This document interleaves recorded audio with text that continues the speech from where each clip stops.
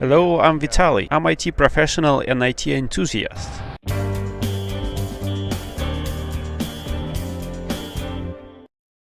This video will teach and help you to understand all important steps and timelines for moving a crucial part of your infrastructure to a new location. And also will answer the question, what you've been doing all this time? I want to do some crazy project.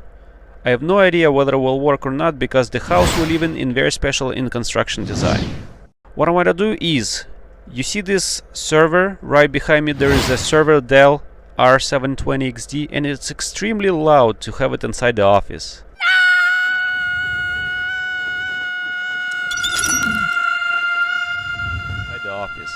What I want to do is I want to transfer it to the outside storage. What a mess. Alright, here's a storage room. I want to place that server here on the top shelf. I will have to get through the ceiling in order to run the network wires. And wires need to be run all the way from the second floor server rack through the ceiling and the walls all the way here. This project is very interesting. I don't know whether it will work or not, but why not? Let's get started.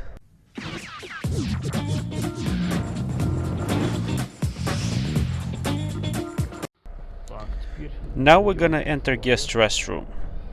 Kitty, say hi. So I will have to disassemble this last fixture, because there's an access to another side of the wall. Simply this is the closest access to the separating wall. And I will need to drill a hole so I can pull through the network wires to another side of it. Look at her, she just opened the door. Very obnoxious.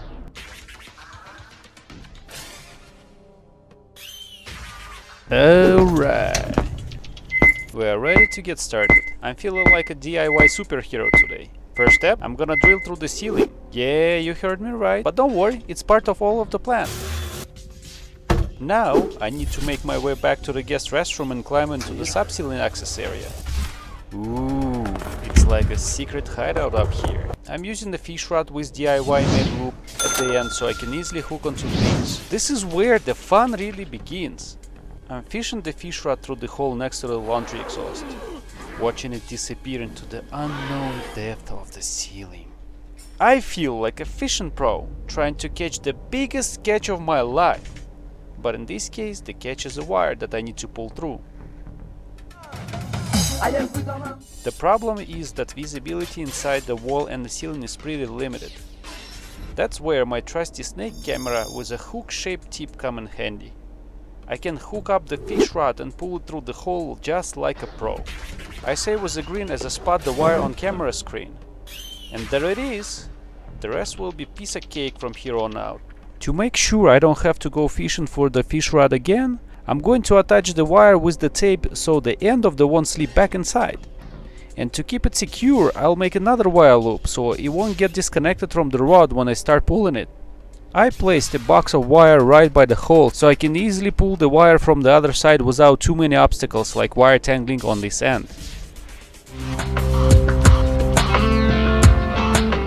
Now I'm making my way back to the guest restroom feeling like a mastermind as I pull the fish rod back with the wire attached. It's like playing tug of war with the ceiling, and with the little bit of finishing I managed to send it further down under the ceiling towards the laundry room ceiling access. It's time for the next step. I need to make my way to the laundry sub-ceiling area. As I climb up into the access area, I can feel the excitement building inside of me. It's like I'm on a mission to save the day. And with the fish rod in the hand, I'm ready to conquer whatever challenges come my way. With a flick of the wrist, I found the rod inside the sub-ceiling. It's like I'm leading the parade of wires through the darkness. Phew, that was a quiet adventure. But with the wire securely in my grasp, I feel like I can conquer anything. As I make my way back to the office, the air is thick with anticipation. I can hear the server roaring from the distance, a sound that both excites me and intimidates me. I start by pulling the rack out of the corner. Shaolin Kung Fu trained you to catch yourself. And it's a struggle. The space is cramped, and it takes all my strength to get it moving. Finally, I managed to clear enough space to work. I am determined to make progress. My plan is to feed 4 cables into the wall by cutting through the drywall and installing an outlet with the keystones. It's a time-consuming project, but I know it's worth it in its end. I remember the pull string from the last time. It's a spare cable that I use to pull other cables, and it will save me a lot of time and effort. I decided to make a similar pull string from the black cable, and I attach all 5 Cat6 cables to it. Well, well, well. Looks like someone's been having fun with cables. I mean, what could be more exciting than cutting up and prepping not 1, not 2, but 5 Cat6 cables? I'm sure your adrenaline is pumping so hard right now and you can run a marathon. But hold on a second. Before you start dreaming about the finish line, you've got a long and winding road ahead of you. You know, that not so fun part. But fear not, my friends. I have a secret weapon, a black wire, aka the pull string. Just tie those cables together and attach them to the black wire and you'll be pulling like a pro in no time. Just be sure to attach them gradually, one to another, to avoid any bottlenecking or getting stuck on obstacles or holes. Now it's time to pull. First you'll be pulling from the guest restroom side and then moving into the storage to finalize the pull of this end. Oh boy, look what just showed up. All those Cat6 wires are staring at you, waiting to be pulled further down. But before you can start the fun part, you have to make sure that they all stretch out and ready to go. And let's not forget about the laundry ceiling access. I mean, who doesn't have to climb up and down ladders while pulling cables through the small spaces? And what's this? You got stuck? Oh no! Looks like you'll have to go back and see what's going on. Talking about party pooper? Nothing screams excitement like running back and forth between different locations, right? And let's not forget about the tangling and getting stuck part. Oh joy! That's always the highlight of the process, isn't it? But eventually you manage to pass those thick bunch of wires to the small hole, and boy oh boy do you feel like a hero. You're running up and down between ceiling access places like a man on a mission, and finally, after what seems like an eternity, they pass all the way to the storage. But you're not done yet, my friend. No, sir. You still have to send those wires to the office using the pull string. But don't worry, you know the drill by now. Attach them to one by one with the slight distance and you'll be good to go. And finally, the moment you've been waiting for, cutting that wall and setting another outlet for Cat6 cables. It's like a Christmas came early.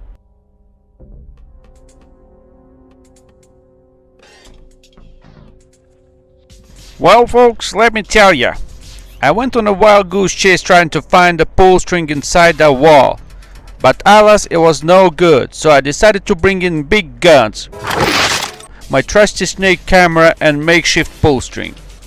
I sent that camera into the dark depth of the wall, and let me tell ya, it was a nerve-wracking experience. But lo and behold, I struck gold when I managed to snag the elusive string from the laundry ceiling access. Talk about luck. To make sure that the string was securely attached to the camera, I busted out my favorite tool, tape. With everything in place, I made my way back to the office, ready to pull everything out of that wall. Now I had to be super careful as I slowly pulled the camera along with the string. It was a moment of the truth when I finally got both of them out. And let me tell ya, it felt like a win in the lottery. And after a bit of pulling and tugging, all the wires had made through the end. Talk about a close call. With the cable run complete, it was time to close up all the ceiling access and get down business with some crimping connectors. Let's just say it was a job well done, and I may or may not have done victory dance afterwards. My next move? Adding another outlet for this wall, baby. Gonna kit it up with some drywall and keystones and connect those Cat6 wires like a pro. First thing first, I'm breaking out the level tool to ensure that this outlet is installed with military precision. I'm marking out the area I need to cut with the trusty old pen.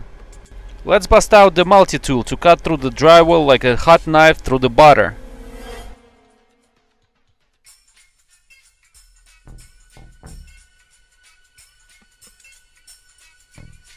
Once that's all done, I'm using some drywall screws to lock in outlet frame and getting down to business with some double-sided Cat6 connector for those internal connections.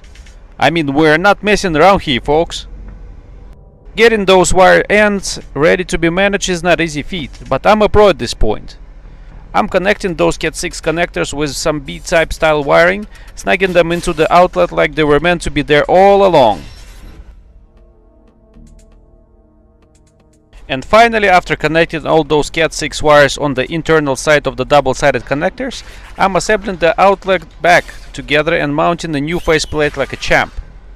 And just like that, both outlets are complete. It's time to put my work to the test with the network tester. It's a cable chaos. We are running amok, twisting and tangling like a group of toddlers at the birthday party. Don't get scared, my friends. We got a plan. We are bringing Velcro straps.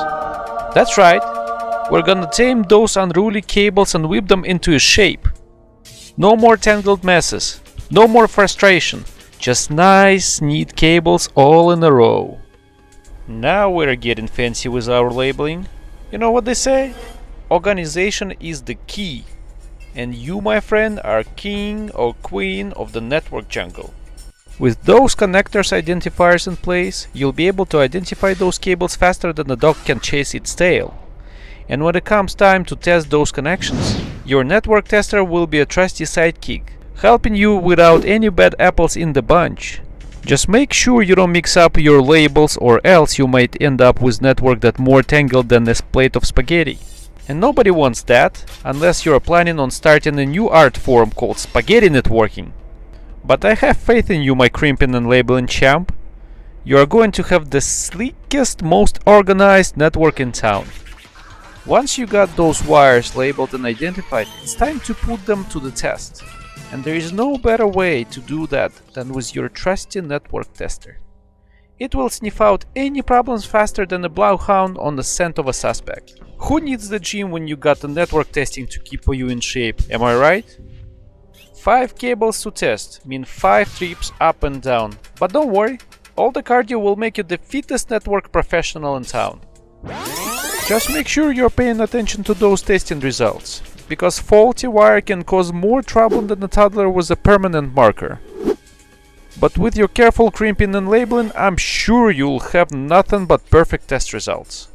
So go ahead, test away, my friend, and enjoy those stair sprints while you're at it. Who needs an elevator when you've got networking to keep you moving? The moment we've been all waiting for. It's time to bring up the king of the tech world, the server. But before we do that, we've got some important prep work to take care of. First things first, we need to ensure that our server is protected with an uninterruptible power supply, or UPS for short. This little wonder ensures that our server will stay up and running even in the event of the power outage. And let's face it, nobody likes a sudden shutdown, especially when it comes to important data and systems. So we got our UPS all set and ready to go. We've got power protection on the lock, and we're feeling good about it. But now it's time for the main event, bringing up the server. This is it, folks, the moment of the truth. We are about to unleash the full power of our Majesty server into the world. So take a deep breath, say a little prayer to the tech gods, and let's do this thing. The server awaits. Looks like it's time to put the big guy to bed. You better grab your power button pushing hand and get ready to give that server a gentle goodnight kiss. Mwah. You know, it's always a little sad to see server screen goes into a darkness. Like saying goodbye to your faithful companion. Whoa, so quiet now. Someone got a date with the server, huh? The silence may be a relief, but the heavy lifting and cable disconnecting is not going to be a walk in the park. Get ready to channel your inner White lifter. as you slide that hefty server out of the track and carry it down the stairs to the storage. Do it! Do it! Come on! Do it now! Do it! You've got those newly crimped Cat6 wires in hand ready to connect them to the server. It's like the final piece of the puzzle, and you are the master puzzler. Make sure you're connecting those wires to the right ports. Otherwise, you might end up with the server which is more confused than chameleon in the bag of Skittles. And we all know what happens when the server gets confused.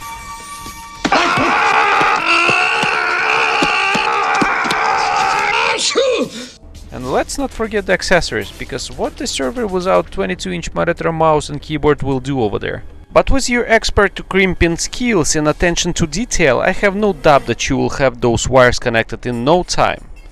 And when you power that server back on, it'll hum to the life like a symphony orchestra playing their favorite tune. So go ahead, my network ninja, connect those wires and let's get server up and running again. The digital world awaits. And that concludes server relocation project, where I moved the server from the server rack to an outside storage area, while also running new Cat6 wires inside the walls and the ceiling. It was an extensive process that required careful planning and execution. Be sure to subscribe to my channel for more tech related content and stay tuned for future projects. Until next time.